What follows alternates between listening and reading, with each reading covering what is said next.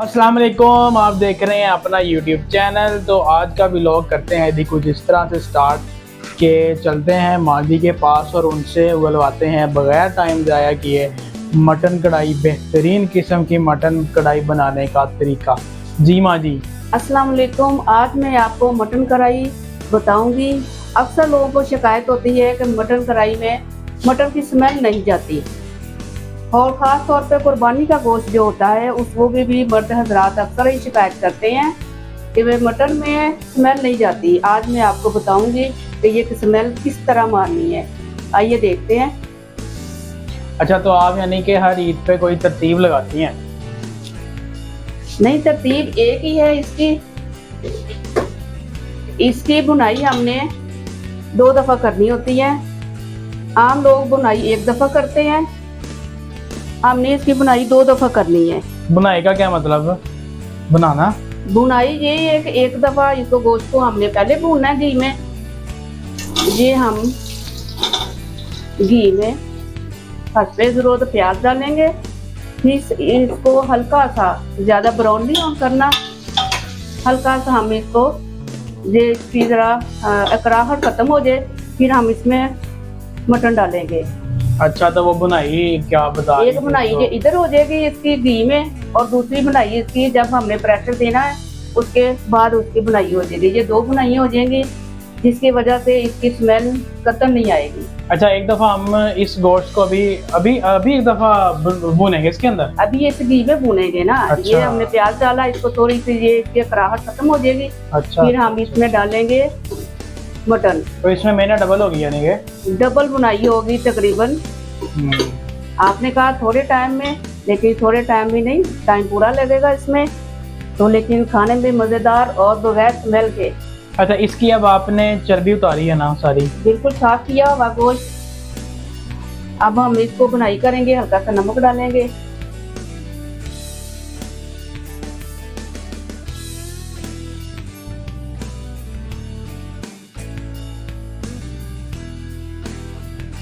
ये देखिए नाज़रीन, ये प्याज हल्का सा, इसकी जो कराहट है वो खत्म हुई है, ब्राउन नहीं करना।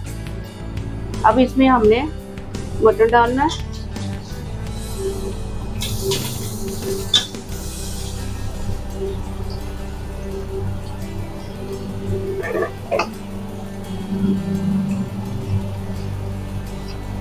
हल्का सा नमक डालेंगे, जो ये गोश्त के अंदर रहती है, फीका नहीं रहेगा। बाकी नमक हम जब बकाया मसाले जात डालेंगे तो उसमें डालेंगे हम। अभी ये थोड़े से नमक में डाल के ये हमें ऐसे घी में अच्छी तरह बुनाई करनी है। इसका पानी खुश्क हो जाए और घी निकल आए। तो अभी इसको कितना टाइम लगेगा यहाँ पे? तकरीबन 10 मिनट ये इसकी हालत में रहेगा। 10 मिनट इसकी पानी खुश्क होगा, जब घी निकल आएगा फिर हम टमाटर, अदरक, लहसुन वगैरह वो डालेंगे। तो नीचे आग इस टाइम कितनी रखनी है? नॉर्मल रख लें, नॉर्मल।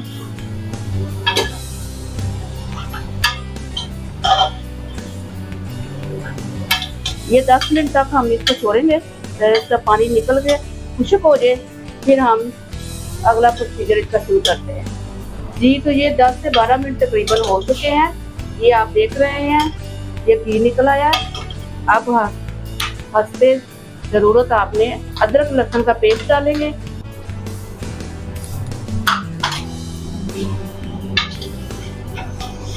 अदरक लहसुन तकरीबन 5 मिनट तक हम अदरक लहसुन की बुनाई करेंगे।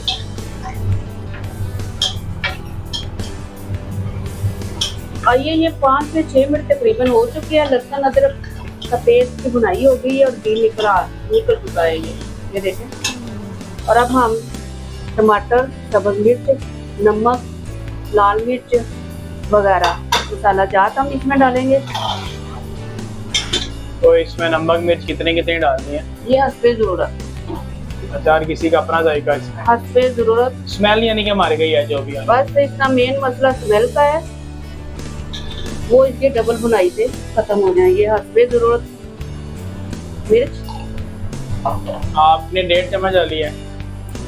क्योंकि ये मेरी मिर्च बहुत हल्की है, मैंने ये 1.5 चम्मच डाली है।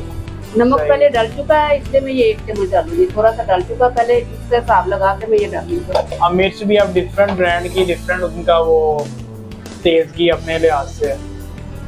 हल्दी,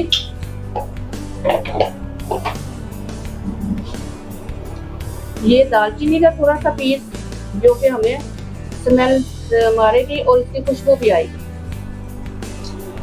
ये इसको बाजिया फ्राई का फूल कहते हैं, ये भी हमें स्मेल मारने से इसकी मदद देगी हमें। अच्छा, तो मुझे आज पता लग रहा है ये चीज़ें कहाँ कहाँ यूज होती हैं, जो सौदे में आती हैं, इतनी मुश्किल से मिलती है ये पूरा फूल। ये छोटी इलायची 2। बाकी इसमें किसी किस्म का भी मसाला जात बाजार वाला डालने की जरूरत नहीं है, ये घर का ही मसाला, इसी से ही इसकी स्मेल मरेगी और खुशबू आएगी। अब कितनी देर के लिए छोड़ना है इसको? ये भी तकरीबन 10 मिनट लग जाएंगे इसके। ये टमाटर वगैरह जब पानी छोड़ जाएंगे, घी निकल आएगा, फिर इसकी जो है बुनाई हो जाएगी एक दफा। इसमें हम कैप दे देंगे। अब कितनी देर के लिए दिया गया? ये तकरीबन 10 मिनट तक हम छोड़ देंगे इसको। जी नाज़रीन, तो ये आप देख रहे हैं कि 10 मिनट के लिए हमने कैप दिया था, लेकिन ये नहीं कि 10 मिनट के कैप देने के बाद आपने देखना ही नहीं है। 10 मिनट कैप देने के वक्तन आपने चम्मच से हिलाते रहना है और 10 मिनट तक ये देखिए ये बिल्कुल बुनाई हो गई है। अब हम इस पे, अगर आप, कुछ लोग पतीली का इस्तेमाल करते हैं, प्रेशर का इस्तेमाल नहीं करते, तो वो पतीली का इस्तेमाल भी कर सकते हैं। ऐसे इसमें पानी डालें जितना कि आपको अंदाज़ा आएगा गोश्त गल जाए। प्रेशर में तकरीबन ये 15 से 20 मिनट हम चलाएंगे, और अगर आप पतीली में पका रही हैं तो फिर आप तकरीबन 2 से 2.5 घंटे तक आप इसको हल्की आंच पे छोड़ेंगी, और फिर जब गल जाएगा तो फिर उसकी बनाई हो जाएगी। ये मैं इसमें पानी अब डालूंगी, तो इसमें प्रेशर बंद करके वेट ऊपर रख के तकरीबन 15 से 20 मिनट तक मैं इसको चलाऊंगी। पानी नेस्ले का डालना है कि गोरमे का? जो आपको मैसर है, पानी कोई भी आप डाल सकते हैं, क्योंकि इसके उबाले आने हैं, इसलिए हर तरह का पानी इस्तेमाल हो सकता है जरा से मर जाने।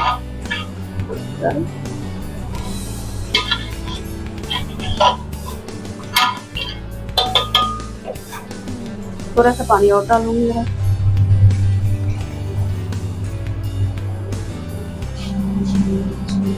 चलो, आप क्या कर रहे हैं? जी हम ऐसे बंद करेंगे।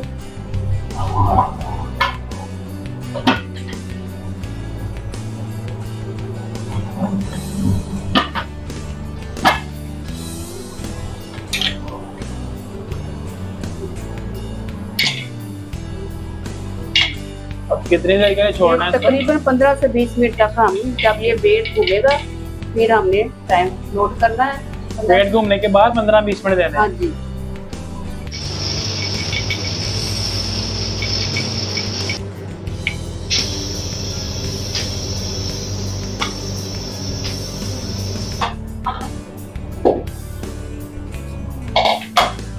ओए ओए ओए ओए। ये देखें नाज़रीन, गोश्त गल चुका है और ये देखिए घी भी निकल रहा है। अब हमने मज़ीद घी नहीं डालना, इसी ही घी में हमने दोबारा बुनाई करनी। एक बुनाई हमने पानी डालने से पहले की है और दूसरी अब ये हो गई। गोश्त गल चुका है, ये देखिए, ये गोश्त बिल्कुल गल चुका है, ये देखिए। मैं खा लूं थोड़ा सा? नहीं, अभी नहीं खाना, अभी इसमें दही डालना है। दही डाल के इसको अच्छी तरह दोबारा ये बुनाई होगी, जिससे इसकी मुकम्मल स्मेल खत्म होगी।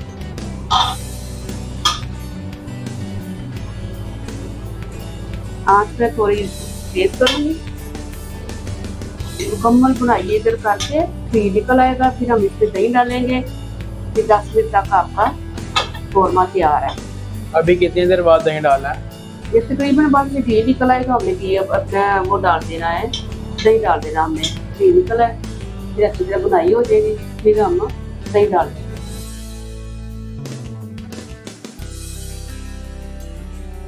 तकरीबन ये 10 मिनट में बुनाई हो चुकी है, घी निकल चुका है। ये देखिए, अब हम इधर दही डालेंगे। दही अच्छी तरह दही की बुनाई होगी, उससे ग्रेवी बनेगी।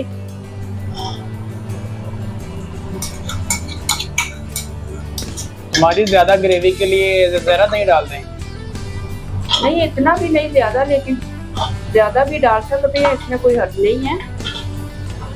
लेकिन ग्रेवी तो खाली दही से नहीं होनी, इसमें बाकी अदरक, लहसुन, प्याज, टमाटर सब मिलके ही तो ग्रेवी बनती है। ये देखें, आप रेसिपी में बनाई हो जाएगी तो ये ही हमारी ग्रेवी बन जाएगी। ये इसको भी कितना टाइम लगेगा पकने में? ये तकरीबन 10-15 मिनट हम इसकी बुनाई ऐसे करेंगे। इसकी मैं नान ले आऊँ फिर? नान खाएं, घर की रोटी खाएं, तंदूरी रोटी आज रोटी खाएं कि नान खाएं? मेरे ख्याल से रोटी सही लगती है। जो दिल करता है आप खा सकते हैं। रोटी खाते हैं आज। ठीक है, इसी तरह आप अपना इंतजाम करें। कौरमा तैयार है। नाज़रीन तकरीबन 10 मिनट हो चुके हैं। ये देखिए दही अच्छी तरह भुन चुका है। ये देखिए बिल्कुल रेडी है, तैयार है। हमें अब हम इसको बाउल में निकालते हैं।